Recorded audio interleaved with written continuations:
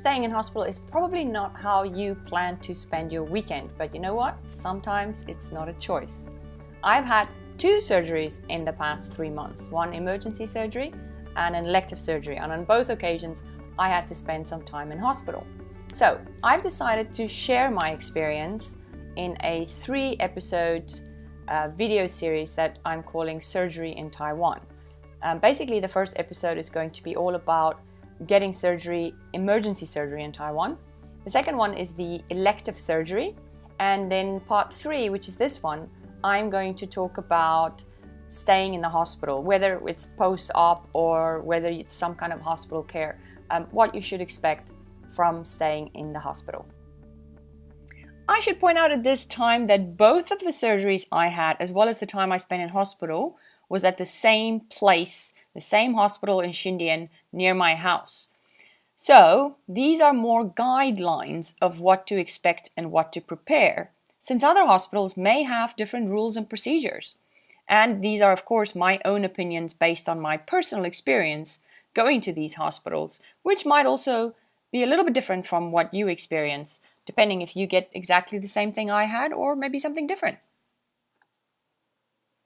The first step is to admit yourself to hospital, and for that you have to go to the hospital administration counters.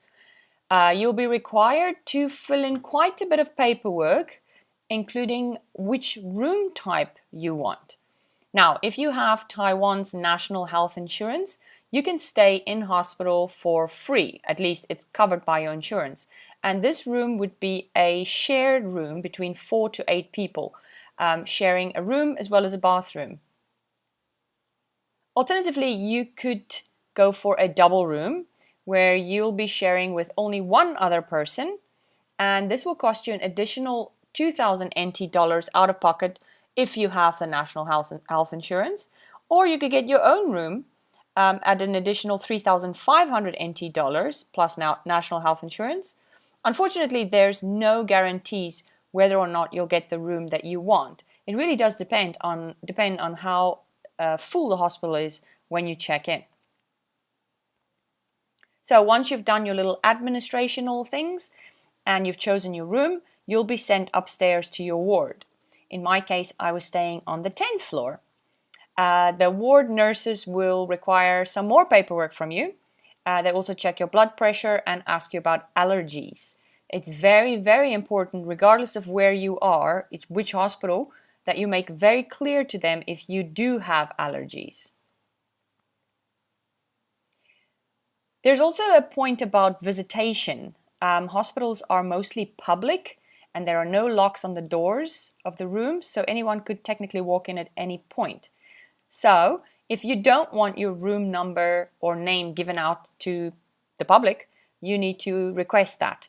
You also need to request a visitor's badge for some hospitals. After hours, they only allow visitors with visitors' badges in the hospital. So if someone is staying with you, the security might not let them in. So make sure that you get that visitor's badge and give it to them before you check in.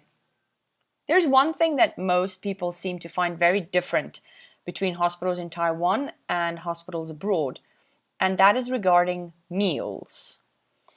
So in Taiwan, family and friends usually deliver food to the patients.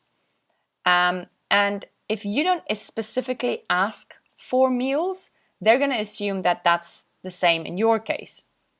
Some hospitals have restaurants and some hospitals have a food delivery service. 100% guaranteed that this is going to be quite bland food. In some cases, it might also be vegetarian-only food if you're at a Buddhist hospital, for example. There is a very good chance that you also have to pay for these meals.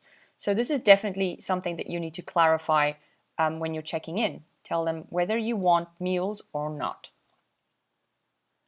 The hospital I went to gave me a very basic toiletry set. This included a toothbrush, a little face towel thing, and some soap. In the bathroom, there was some bathroom tissue paper, but not much else. Now, depending on the hospital that you go to, you may have to bring all of these things yourself, including the bathroom tissue paper.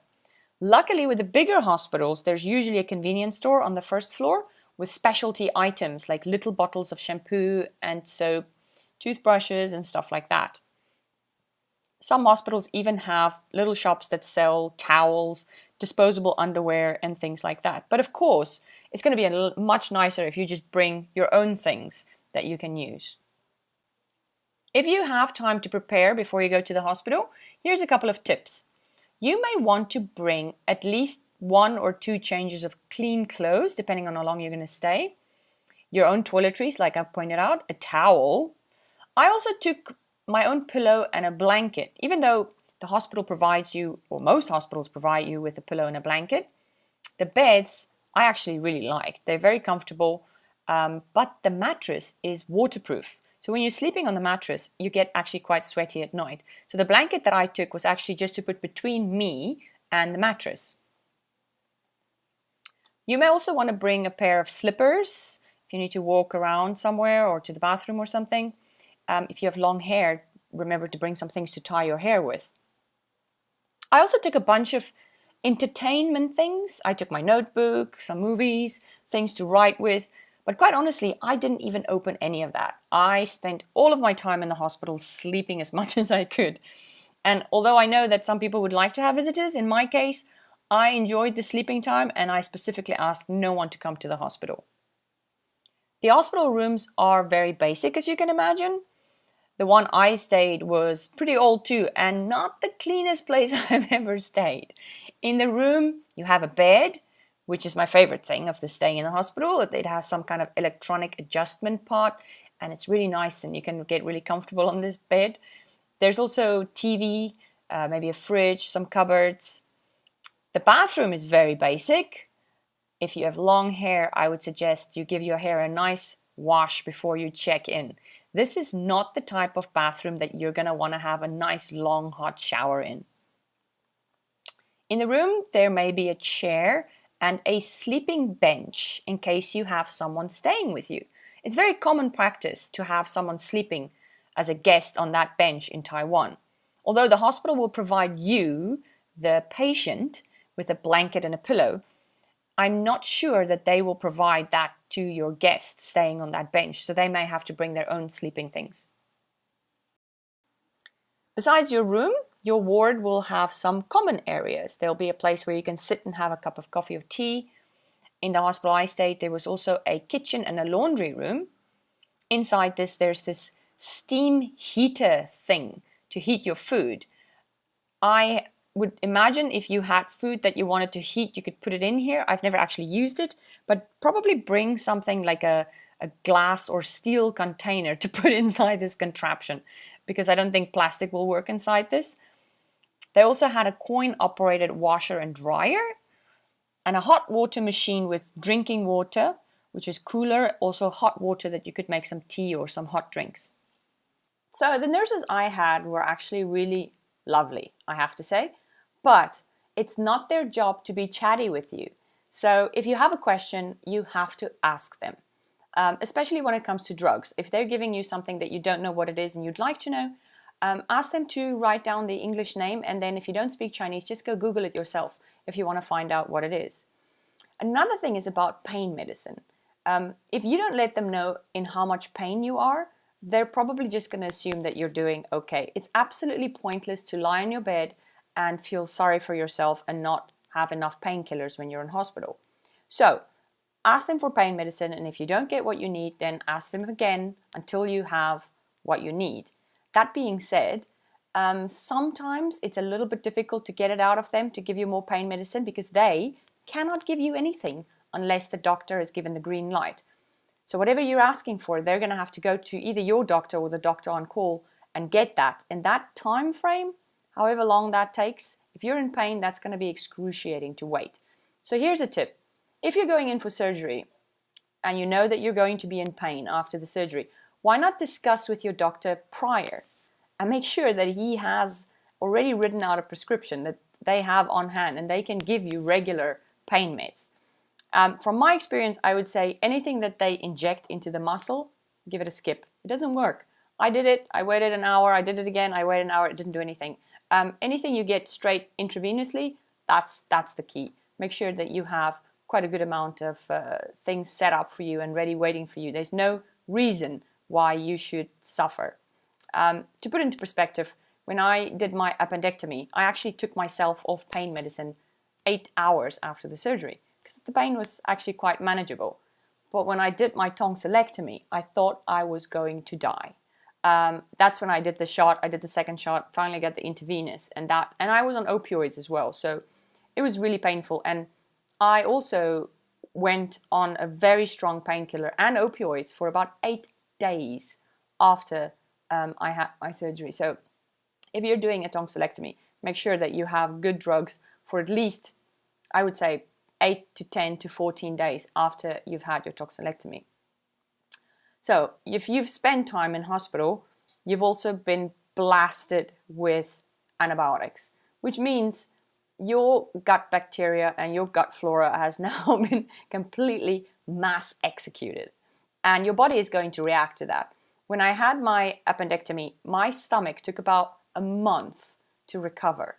So be prepared for that as well. Once you get off all the medication, make sure that you have a very good probiotic treatment to supplement and build your immune and build your gut flora again. I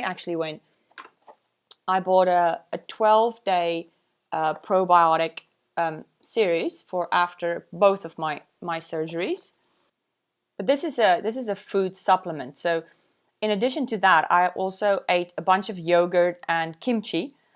They're both actually really good sources of probiotics. Also, you should eat a lot of cruciferous vegetables because they give you something called sulforaphane, which is very important. And you can get that in broccoli and kale, Brussels sprouts, horseradish, broccoli sprouts, all of those kind of vegetables.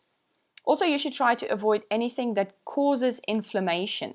So things that cause inflammation are fried foods, sugar, sodas, some types of sauces like mayonnaise, ketchup, barbecue sauce, refined carbohydrates, breads, pastries, and pizza, unfortunately. All of that are considered foods that create inflammation in your body. And actually, under normal circumstances, you should try and avoid those foods. But especially if you've had surgery, try and avoid that for a little while, at least until your body has built up a proper immune again.